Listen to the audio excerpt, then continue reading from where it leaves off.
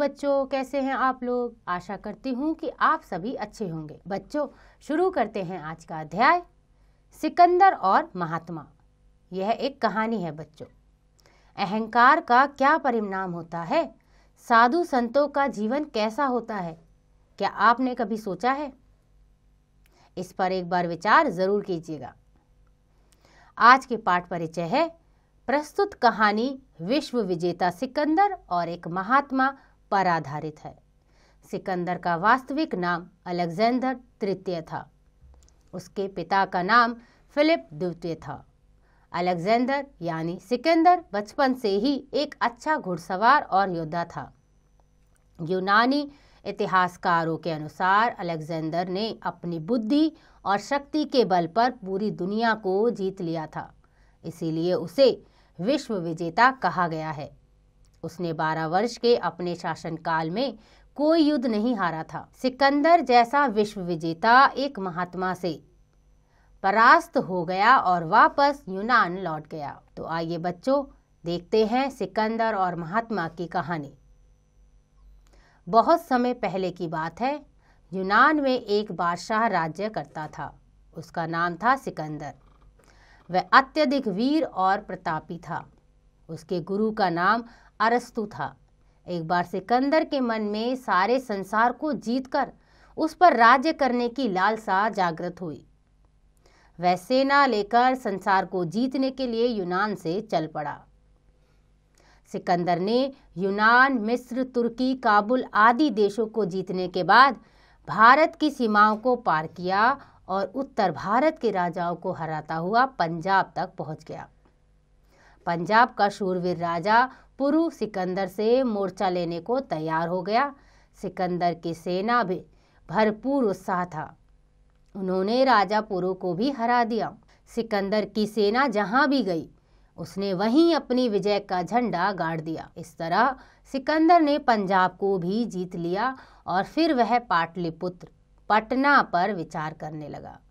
तो बच्चों, सिकंदर एक ऐसा योद्धा था जो कभी हार मानता ही नहीं था।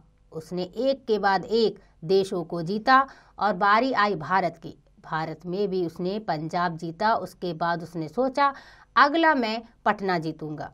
एक दिन सिकंदर ने सुना कि रावी के तट पर एक बहुत बड़े महात्मा रहते हैं। सिकंदर बहुत पहले से भारतवर्ष के साधुओं और महात्माओं की अनोखी कहानियां सुनता आ रहा था। सिकंदर के मन में उन महात्मा के दर्शन की अभिलाषा जाग उठी। उसने अपने कुछ सैनिकों को आदेश दिया, जाओ उन महात्मा जी को बुलाकर लाओ।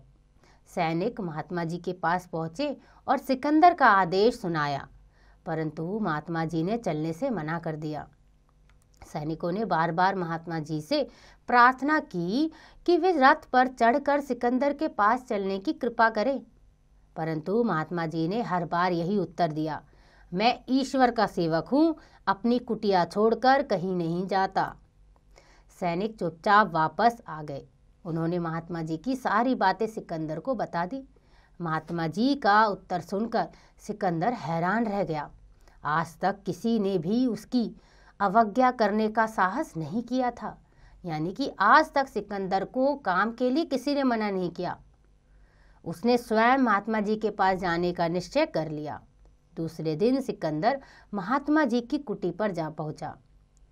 शीत के दिन थे, यानी ठंड के दिन थे और सवेरे का समय था। भयंकर ठंड पड़ रही थी। महात्मा जी अपनी कुटी के बाहर ध्यान मग्न थे। उनकी कमर में एक लंगोटी थी। उसके अतिरिक्त शरीर पर कुछ नहीं था। शीत की लहर सबको कपा रही थी। उसका मानो महात्मा जी के शरीर पर कोई प्रभाव नहीं पड़ रहा था। सिकंदर ने बड़े आश्चर्य के साथ महात्मा जी को देखा। महात्मा जी ध्यान में मग्न थे। उनके मुखमंडल पर अपूर्व शांति और अपूर्व आभा झलक रही थी। कुछ देर बाद महात्मा जी का ध्यान टूटा। उन्होंने आंखें खोलकर सिकंदर की ओर देखा। सिकंदर ने बड़े आदर से महात्मा जी को प्रणाम किया। उनके सामने अपने अमूल्य उपहार रख दिए।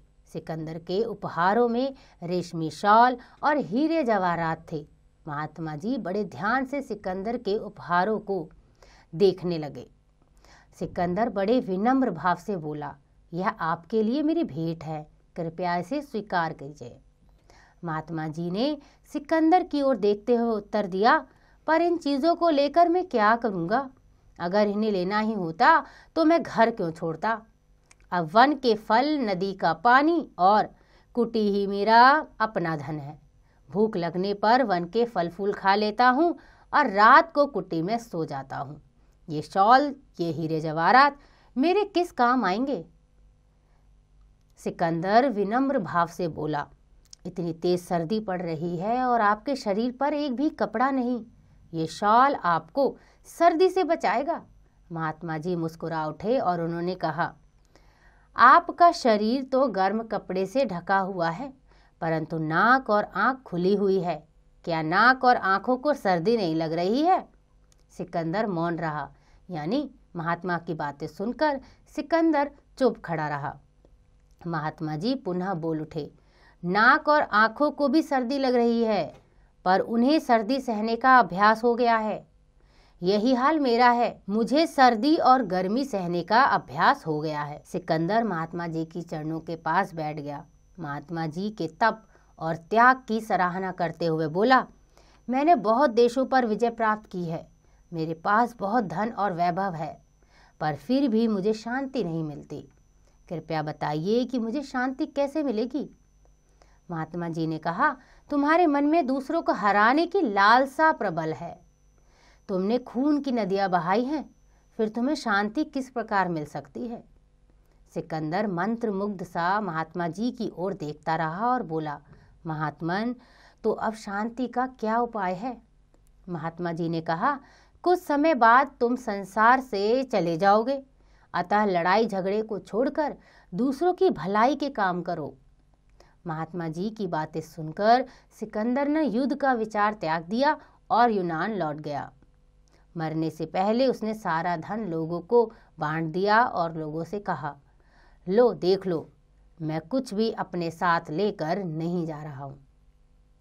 तो बच्चों, सिकंदर के मन में ऐसे भाव उत्पन्न हुए जब उन्होंने महात्मा जी को देखा, उनकी पूजा आराधना को देखा। सिकंदर ने सोचा, कितने शांत स्वभाव के महात्मा जी हैं, उनके मन में शांति है और मैं भी अपने मन में शांति चाहता हूँ। इसीलिए उन्होंने महात्मा के उपदेश को सुना और वही किया जो वह चाहते थे। तो आशा करती हूँ कि आपको यह अध्याय समझ आ गया होगा। इसका अभ्यास आप स्वयं कीजिएगा।